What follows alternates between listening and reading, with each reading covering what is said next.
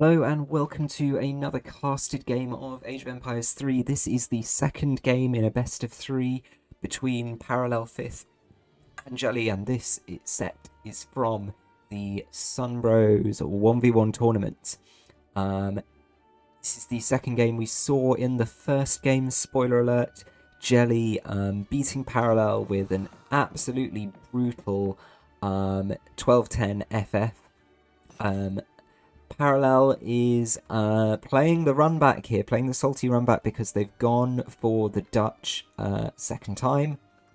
And Jelly has switched over to another Civ that's capable of some absolutely brutal timings and some real aggression, but capable of other things as well, and that is the native Civ, the Haude Nashone. It looks like Jelly is opening up with everyone on wood. That's really interesting to me. The opening Traveler is wandering around. We'll check back in on Parallel in a minute. Parallel not doing anything weird. So the opening Traveler is wandering around. I'm really curious as to what the aim with this wood is. Are we going for an early trade post? Yes, we are. Okay, so Haude Nashone opening with a trade post, which is not something I've seen a lot of. Jelly, meanwhile, has only got 2 villagers on gold, I noticed, so going to be flying a little bit close to the sun in terms of keeping their town centre working. I think they'll get away with that. Yeah, they'll get away with that. They've got 100 now. They've got time to get the next 100, and then it's Age up. The trade post is in for Haude Nashone, so that's going to really boost their shipment curve. The deck is just called 1v1, and you can see we've got lots of unit shipments in Age 2, 3 infantry shipments, 6, 7, and 6 again. And we've got the 4 healers. Of course, the healers can work on the community plaza to great effect. We've got a smattering of unit shipments in Age 3, also some unit upgrades in Age 3. So my guess is that we might be seeing some Age 2 here from Jelly with Haude, but who knows? There are certainly lots of options. Taking some time here to pick up a Native American Scout treasure. Meanwhile, we've got the Dutch going for a 90 wood. The Dutch are just about ready to get their age up, and they managed to pick up 230 wood from treasures. That is a pretty good amount. That's going to give them a good start on getting this bank in early. I don't know if you need that many villagers on wood. You want enough food to get your bank in as early as possible, don't you? Meanwhile, Jelly a little bit slower getting the age up in because they spent time shopping for that trade post at the beginning. Is going up with the messenger, so it's gonna actually still gonna be the first up to Age 2 thanks to that super fast age up from the messenger. And something I was reading the other day, of course, fast age ups effectively give you 1 or 2 extra villagers because they unblock your town centre to start training villagers again that much more quickly. Just some food for thought there. So the Travois from the age up is out. Let's see, Jelly has explored pretty much all the map and has already clicked out already marked his spot for this war hut.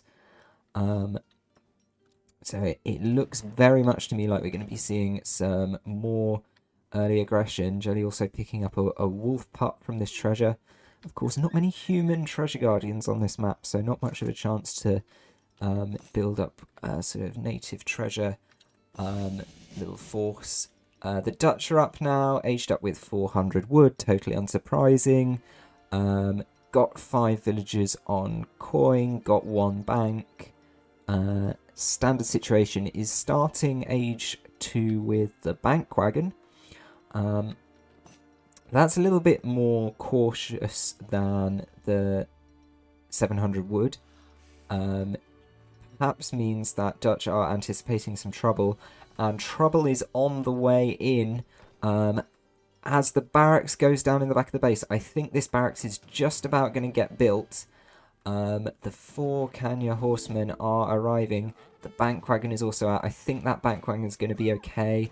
The Kanyas are going to have a go at it. They've got 5 tomahawks plus a war chief to back them up. Villagers getting attacked here. Villagers getting killed in the middle of the base. I'm not sure that's a great idea. The Minutemen are out. So, the Minutemen are out, and so this skirmish is going to end there. The Haudenosaunee units getting pushed back. Interesting, perhaps. I don't know what Haudenosaunee's follow-up plan is. I think perhaps could have stuck it out for a little while there and just kept the villagers in the town centre, because, you know, Dutch, yes, they've got 2 banks, but they need to gather food to be able to train units as well. And if you can lock up their villagers in the town centre, then they're not going to be able to do that. Haudenosaunee coming back. Dutch not saving their villagers into the town centre, keeping them out. 2 die because of that. Haudenosaunee now switching up and fighting the Dutch units. No, still going for a villager. 3rd villager going to die here. I think that's about 4 or 5 in total that the Haudenosaunee have managed to take. That is quite an impact. Pretty, like, almost offsets the 2 banks that are on the map, and the Dutch had to pay a high price to build those banks. But the Dutch do have units left. They have got a mix of Minutemen and skirmishers sitting down here. 11 in total of those. They've got 7 pikes to deal with any more cavalry that might show up. And that is a good composition to deal with this force. Haudenosaunee definitely don't want to be committing these tomahawks. They would not be having a good time if they did so. Haudenosaunee is starting to lose momentum a little bit as well. Just 1 Toma coming out here. 14 on the field in total. It's not an incredible amount. Shipment of AN are coming in. They're going to do better than the tomahawks, but they're not going to be amazing. They're not going to turn the tide here by any means. Kind of question for Haudenosaunee now. What is next? What's step 2 of this plan? The Dutch being the Dutch, it's going to be fairly hard to lock them up. I mean, they haven't done a great job with this hunt. Right now, they don't need to take it. They've got a couple left of animals left in base to provide them with their food. So potentially, like, from a contain point of view, this could be an option for Haudenosaunee if they've super scouted, which they have. But it's going to be a while before that kind of containment starts to hurt the Dutch economy, because right now they're just about building those banks and getting that coin in. And they've got the forces. They've got a force that they can just keep adding skirmishers to this mass. And Haudenosaunee can't really beat that with any amount of mixed infantry, any number of tomahawks and Aena, really. So a little bit of a question. Good to see Haudenosaunee queued up a lot of villagers, so he's thinking about the eco, thinking about the next move. A coral's going down back at home. Not super sure it needed to be at home. I think could have staged things out. Has done a nice job with the timing here to spot a bank going down and go and disrupt it. I think it went down pretty early, so most of the resources are going to be back. Dutch can go again for round 2, but that's just going to hurt their momentum a bit, and the Dutch do need to build up momentum. So just looking across at the score, they're well ahead now. Are they starting to build up? Have they got more resources? No, but they've just got that growing mass of skirmishers. It's something to really worry about, because it's going to be difficult for Haudenosaunee to get a lot of cavalry on their field. their Kanye horsemen are quite expensive. They cost wood and food, unlike pretty much all Age 2 hand cav. So it's not so easy for them to get a lot of those down quickly. They're also pop capped, and that's stopping them getting more down. They're going to have to fork out another 125 wood for another longhouse. And now they've got a rogue Dutch hussar in their base harassing their villagers. And it's all starting to look a bit difficult for the Haudenosaunee. They've got all these resources tied up and all these shipments tied up in these tomahawks and these Aena lurking around their war hut trying to control the middle of the map. They're not really able to do anything. They can't fight the Dutch army because it's all skirmishers and it's quite a bit bigger. They can't disrupt the Dutch economy because the Dutch economy doesn't need to be out in the middle of the map. And they can't go home and defend their base from this hussar because they need to defend that war hut because it's also their barracks. A couple of tomahawks splitting off here to go and clean up the damage. That will be good. Another batch of Kanya on the way. This time they're not pop capped, so they can potentially get 5 out rather, but they haven't got enough wood chopped just yet. They have got 600 wood shipment available. That could be nice. In terms of eco, Haudenosaunee have 28 villages to the Dutch 22, but of course, Dutch have 4 banks now. So that's something like 14, 16 villages extra on coin, and that's giving them an enormous amount of coin. Dutch got the resources ready to age up to age 3, sending in the 4 villages. Don't know if they're planning to stick it out in age 2 in that case, because I think we're getting towards the point where you might want to stack up the shipment to age 3, especially stack up the shipment for age 3, especially when you're not really getting any pressure. I wonder if the Dutch have scouted that. So they have seen that stable. They might start to be worrying that some cavalry is on the way. It's a really nice Dutch Age 2 shipment, the Irish Brigadiers, that can provide a bit of insurance against cavalry in Age 2 before you've managed to get into Age 3 and get your routers out. It looks like Dutch instead choosing to invest in 2 hussars, which I'm imagining they're just going to use to go and harass the Haudenosaunee villagers, and indeed, as I speak, 2 other hussars are going in there and getting met fairly handily by 3 tomahawks. So all sorts of silly skirmishing going on around the Haudenosaunee base. The real armies are lined up over outside the Dutch base.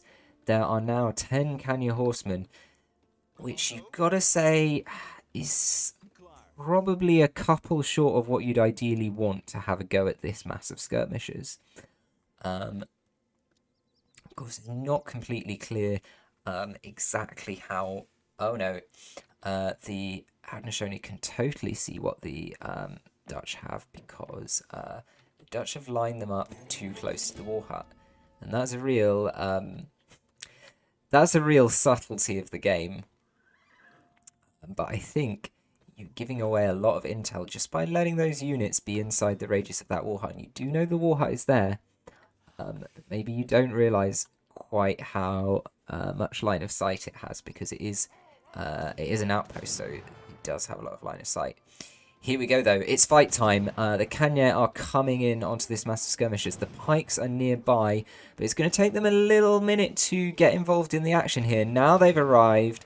Haudenosaunee needs to make some hard choices about what they're going to let happen to these Kanya. Deciding to fight the pikes in situ with support from their infantry. Hope they've got enough left over to take on the skirmisher mass. They've got about 6 or 7 left, but the Dutch, just in the nick of time, have come up to age 3. Now they've got routers on the field as well. The routers are going to be able to pick off these Kanyas really, really nicely. The 9 router shipment arrives, pops out of the town centre. An artillery foundry. Goodness me. how many units did the Dutch get out upon arrival in Age 3? First minute there, they got all those routers out. They got the shipment of routers. They got a batch of skirmishers, and they got the cannon out. That's the power of the banks. That's the power of the Dutch economy when it gets on the move. Absolute numbers victory. It didn't really matter about the counters and the micro. The Dutch had that in the bag by sheer numbers, and look at that enormous score difference, as the GG is called. Massive advantage for Parallel Fifth. You've got to say, a really well played game by Parallel Fifth. It felt like quite a tough situation for Haudenosaunee. I would definitely advise them to think about maybe going for that stable a lot earlier. I don't think shipping in... There was a point in Age 2 where they shipped in Aena and I think 2 shipments of Aena maybe, and I don't think they got very much use from those at all. Once the Dutch have got those skirmishers on the map, as Jelly managed to prevent them from getting them out so well in game 1, you need to have Cav, and the fact that we ended up sort of playing this extended Age 2 where the Dutch sat around for a while and just let their banks accumulate the money, so that when it came to Age 3, they were ready to go out hot with the routers, the skirmishers, the single falconet. It just made for an absolute wipeout of a perfectly decent Age 2 Haudenosaunee force. So that's the story of that game. That does mean that we go on to a decider, a game 3 of this best of 3, and we'll be getting on with that in just a moment. For now, GG's.